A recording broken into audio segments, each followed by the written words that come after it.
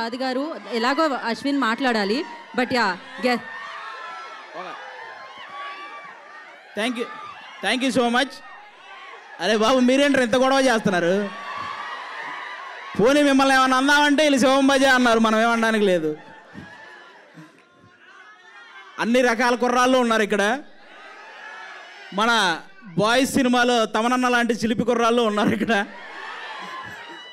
అనిల్ రావిపూడి అన్న క్రియేట్ చేసే కామెడీ కంటే ఎక్కువ క్రియేట్ చేసే వాళ్ళు ఉన్నారు ఇక్కడ. తమనన్న యాక్చువల్గా తెలుసు కదా డప్పులు ఎలా వాయిస్తారు వెనక మొత్తం ఆర్ఆర్ కొట్టేటప్పుడు, దానికంటే ఎక్కువ వాయిస్తున్నారు యాంకర్కి మీరు ఇందాటి నుంచి. అలా వాళ్ళు ఉన్నారు. మన రాజుగారి గదిలో అశ్విన్ అన్న కంటే భయంకరమైన వాళ్ళు ఉన్నారు ఇంకా ఇక్కడ కుర్రాళ్ళు, తెలుస్తుంది మిమ్మల్ని అందరం చూస్తుంటే. సరే మీరంతా మా ఈ సినిమా చూడండి. ఈరోజు మాకు ఇక్కడికి ఎవరైతే ఈ సినిమాని గెస్ట్లుగా వచ్చారో, నాకు తెలిసి ఇండస్ట్రీలో ఏ చిన్న సినిమా అయినా పెద్ద సినిమా అయినా మనకి రీసెంట్ టైమ్స్లో ఎక్కడ చూసినా గెస్ట్లుగా వీళ్ళ ముగ్గురే కనపడుతున్నారు. మీరు గమనించారో లేదో? అనిల్ రావిపూడి అన్న, విశ్వక్సేన్ అన్న, తమనన్న వీళ్ళే వస్తుంటారు.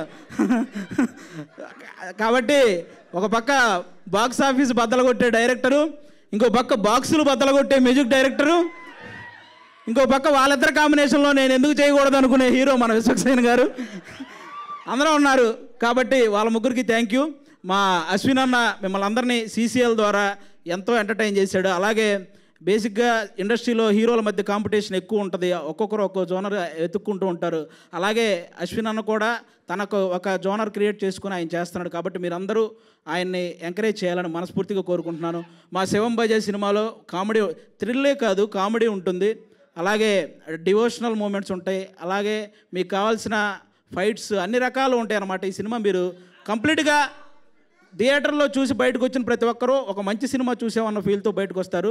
మీ టికెట్ ఖచ్చితంగా ఈ సినిమా న్యాయం చేస్తుంది. Thank you so much. Thank you.